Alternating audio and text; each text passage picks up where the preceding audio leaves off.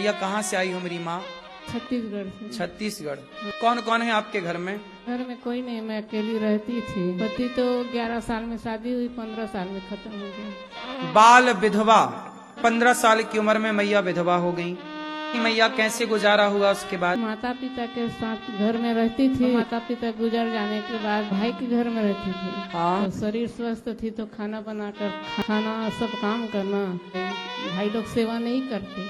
चले गए तो भाई के साथ, अब भाई सेवा नहीं करता, भौजाई सेवा नहीं करती, बच्चे हैं तो वो लोग सेवा नहीं करते। लेकिन इनका शरीर चला, ये घर के काम धाम करती रही तो फिर भी आदमी रखता है कि चलो तुम काम कर रही हो तो खाने को रोटी मिल जाएगा। अब तो इस उम्र में काम भी नहीं होता। क्या ही है ये साथ में कौन आए हैं आपके? ये पड़ोसी हैं। हाँ। तो ये मैया का कोई नहीं है, अब पड़ोसी हैं मैया के जी कोई नहीं है। तो भाई लोगों को समझाया नहीं आप लोगों ने? एक बार फोन में बात हुआ था महाराज जी, तो मना कर दिए। आश्रम में रहना चाहते हैं, आपको क्या है बताइए ऐसे कर। वो साफ मना कर दिए।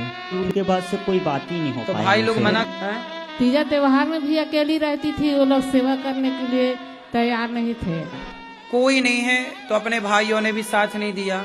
माँ के पास पैसा होता तो बहुत लोग साथ देते। कोई यहाँ हमने कोई पैसे तो नहीं लिए रखने नहीं के? लिए। कब आई आप यहाँ पर? तो 8 बजे रात को। रोज आपके सामने कोई ना कोई माँ रोज आ रही है। ये अपनी अपनी शिकायत है कि ये सबकी समस्याएं हैं। यहाँ आश्रम का जो निर्माण हो रहा है वो क्यों हो रहा है कि माएँ आए तो इन्हें यहाँ से वापस ना जाना पड़े।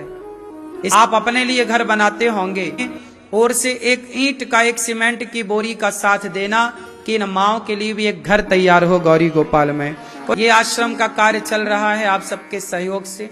एक कमरा बनवा कर माओ को दे सकते हैं, कमरे की छत डलवा सकते हैं, कमरे की फिनिशिंग करा सकते हैं। देखो जिन माओ के अपने भाइयों ने, भौजाइयों ने, अपनों ने साथ नहीं दिया तो आप लोग तो कम से कम साथ दीजिए।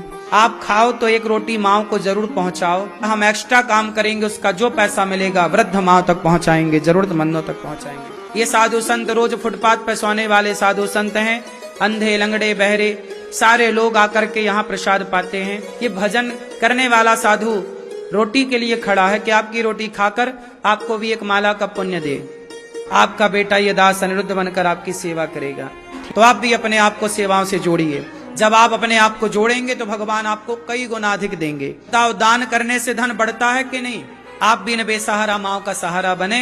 कमाई का कुछ हिस्सा पुण्य से जोड़ें, यही पुण्य है। यही रक्षा करेगा, आपके बच्चों की रक्षा करेगा, आपके संग बना रहे। इसलिए जीते जी पुण्य